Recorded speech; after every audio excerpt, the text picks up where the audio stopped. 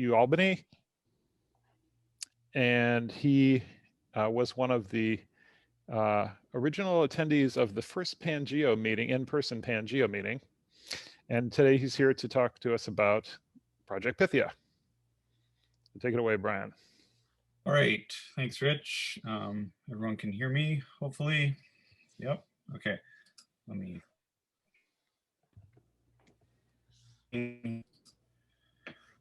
Okay. All right, you got my slide on the screen?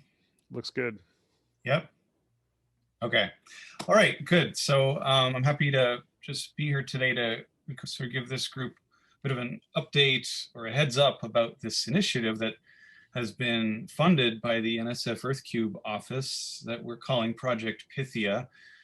I want to tell you a little bit about what it's for and kind of what we've done over the first few months of effort and where we want to go. And I want to hopefully take this opportunity to hear from some of you about, where you think would be best to focus our efforts. Project Pythia, as I'm going to elaborate on, is all about creating learning resources for the community in order to sort of broaden use and participation in the open source Python-based tools that are so popular in this Pangeo community. There is a long list of people that are associated with this project. A bunch of the names are down here on the screen. It's kind of a collaboration between several institutions that have a chunk of the EarthCube funding to push this forward. Folks at NCAR, John Klein is the head PI of the Pythia grant. People at Unidata and the university partner, that's us, myself, and Kevin Tile at the University at Albany. Because one of the ways we sold this project was as a collaboration between scientists and software engineers who are based at NCAR and sort of real world classroom usage based at the University at Albany. Okay, so what is Project Pythia? Well, first of all, our fanciful name. Pythia, if you don't know, was the name of the high priestess of the Temple of Apollo at Delphi, who served as its oracle, so also known as the Oracle at Delphi. So the name Pythia is sort of caught up in the terminology here as a nod to Python, but also as a nod to serving as the all-knowing oracle. Pythia is really about education and training. So I've just actually cut and paste an excerpt from a blog post from several months back now that introduced this to the Pangeo community. The mission statement here, if you like, the Pangeo has driven forward the capabilities of Python tools for geosciences massively in the past years, but these tools will only realize their potential impact if scientists have access to high quality training for learning to use them. And so that's the space that we've got some funding to try to address with this project. So here's in a picture form my answer to the question, why Project Pythia? We have, of course, lots and lots of data. We have in the middle of the screen here this what I'm calling a mountain of different environments, languages, software packages, tools that create a lot of potential, but also a whole lot of confusion, not knowing where to begin. We have over here the bulk of the scientific community who wants to make use of some of this stuff, but doesn't always know where to begin. And we have over here a much smaller group of what I call the happy Pangeans who have kind of got their ear to the ground as far as all of these amazing advancements in the tooling and have been able to apply the tools to do excellent science and more reproducible science, processing huge amounts of data in reproducible ways.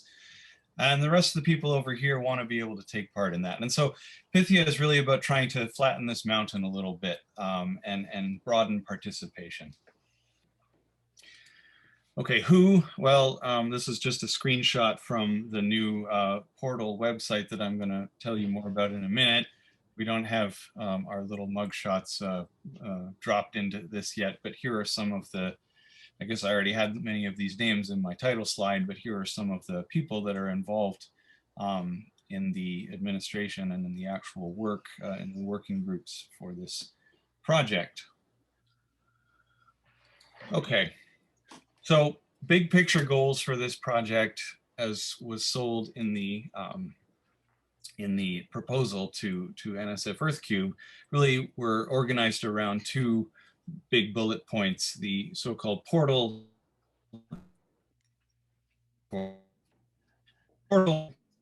to really take the form, is taking the form of a website, is aiming to be the go-to, or at least a go-to resource for learning how to get started in the scientific Python ecosystem, with a focus on geosciences that will really be a welcoming place for total beginners, but also for as a useful reference and an up-to-date reference for everyone in the community who uses these tools. So I'm going to show you what we've done so far with building this portal. But the other big leg of this project is the so-called Pythia platform, which is envisioned as a kind of binder-like infrastructure for launching workflows on the cloud in a way that is agnostic as to the particular cloud provider. So I'm going to say one more thing about that in the next slide. A focus on all of this is going to be on community ownership, in the sense of Pythia is and will be following a very open development model, and with the expectation that a lot of content is going to be contributed by the community, and that is and kept up to date by the community through mechanisms that we build over the years that we have this grant funded. So the platform, you know, I don't have a lot to say about the platform for two reasons. One, we haven't really done any of the work yet. It's meant to be a major focus of year 2 of the funded grant.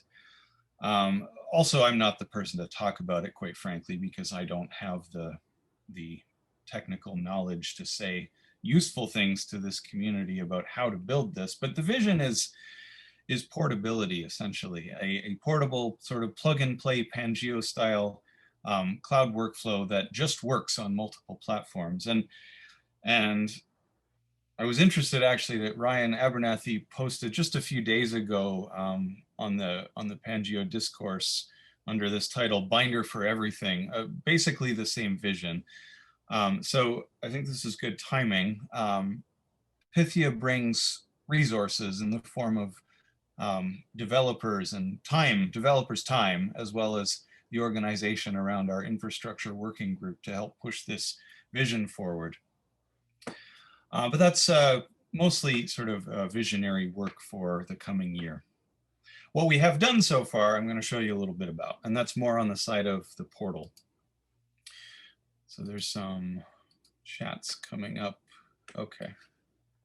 I'm not going to be able to pay too much attention to the chat while I'm talking, but I see Kevin's handling it, which is great. Thanks, Kevin. Okay, so the portal is live now, at least in a sort of draft form.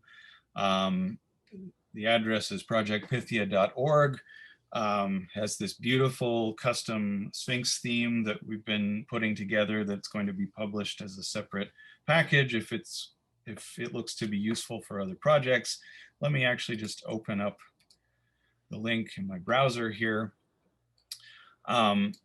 This is kind of the landing page for now for the project. And you'll find here links to all of the other stuff that I refer to here. So in particular, there's 2 big pieces of content under the Start Learning heading here. What we're calling the Foundations book, which I'll show you in the next set of slides, as well as this resource gallery, which is a sort of curated collection of links that I'm going to show you also. So I'll go back to my slide. The Foundations book is where we put quite a bit of effort recently.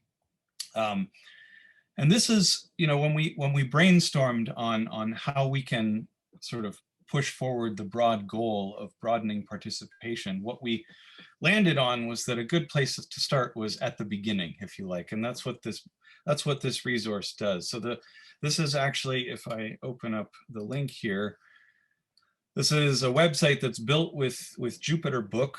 And so if you've played with Jupyter Book before, you'll be familiar with the look and feel, but essentially it's meant to be a fairly self-contained roadmap for how to get started with using all of the common day-to-day tools that those of us who use Python to do geoscience and it's not fully built out yet, but there is a lot of content here. So if we go down to this section, for example, core scientific packages, there's a sequence of tutorials here. So here's NumPy, right, starting at the beginning. These are sort of read-through tutorials, but there are links. If you go up to the little rocket ship, you can click and launch a binder and work through the examples in real time.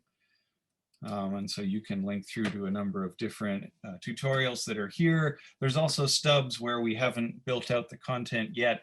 The content is in the form of Jupyter notebooks that we can basically just drop right into this website using Jupyter Book. And so the goal here, going back to my slide, the goal here is to provide a foundation layer.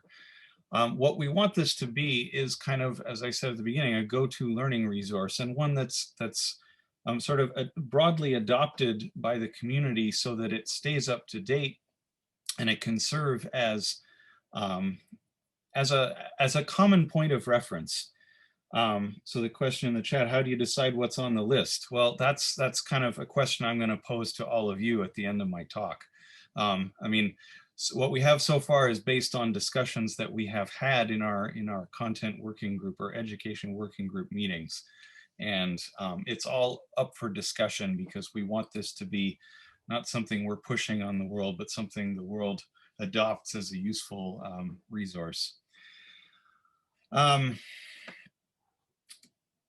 The other important bit of content that we have built out in a useful enough way to start using now is what we're calling the Pythia Resource Gallery, which is really a links gallery. And if I open it in my browser here, what we have is a scrollable list of all kinds of links to existing external resources. And there's some nice technology here that lets us filter. So we can filter by format, full courses, or we can filter by package. So if we want to look at Matplotlib, for example, we can filter that way. Return to gallery. There's also a button here, submit a new resource, and that's actually just going to trigger some infrastructure that allows people who aren't very comfortable with opening a pull request to throw something new into the source for this website to actually just fill out a form and have the pull request auto-generated. And so that's one way we hope to quickly kind of get people involved, is to look through this list of resources and say, hey, you're missing something that I think is really good. They can just go ahead and submit it. Okay. All right, so future directions, sort of a non-binding list of what, in my personal view, as I thought about what I wanted to say today, where we're going in the near future. Well, we want to finish building out that foundations book, fill out all the stubs that are there. We definitely want to build toward having useful training materials on cloud computing and how to scale up calculations. And that's where we're going to be looking to sort of tie into this Pythia platform that's going to give us that plug and play ability.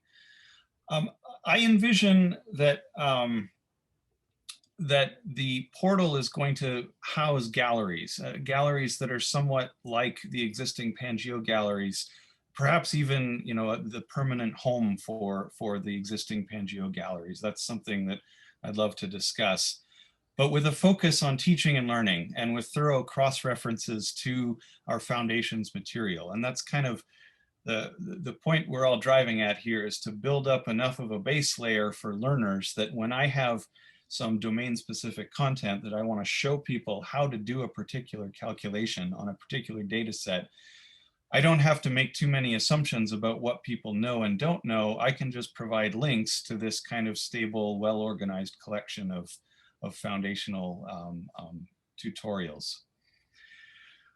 The other thing we want to make sure we're building out is the material that builds the pipeline toward not just users, but user contributors. And so part of our training material is going to focus on, how to use version control, how to use GitHub, guidance on how to do packaging, testing, and document a bit of software you'd like to share with the world.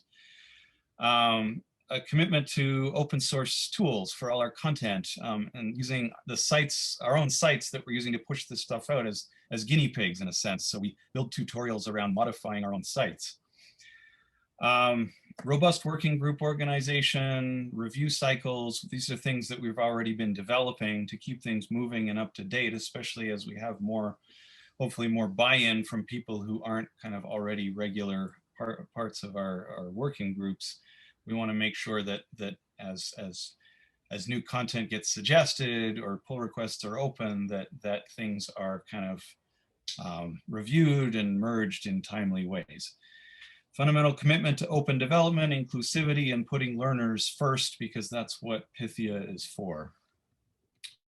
So that was kind of my short pitch about what we want to do and what we've done so far. And I hope to be able to use some of the time in this meeting just to ask questions of all of you. So what in a nutshell, what should Pythia be doing? But more specifically,